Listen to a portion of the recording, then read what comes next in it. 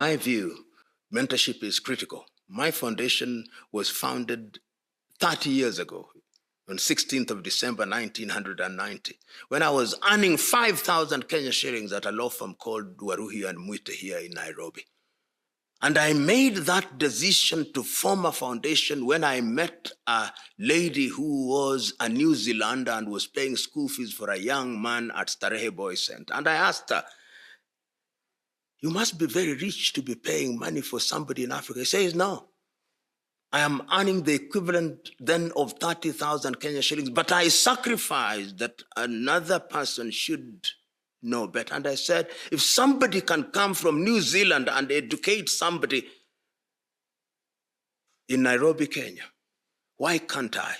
Why can't I ensure that 10% of my income goes into things? And the foundation has now grown with a footprint in 50 countries in Africa, some form of representation. And I can give testimony, and young people can give testimony across the continent.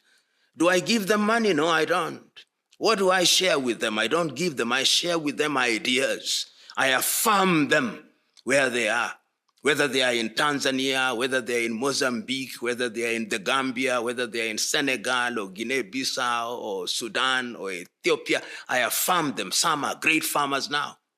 Some are great orators. Some are great authors. Some are great in IT. Some are great lawyers. And I'm happy because that is the only way in which you clone yourself, if you may.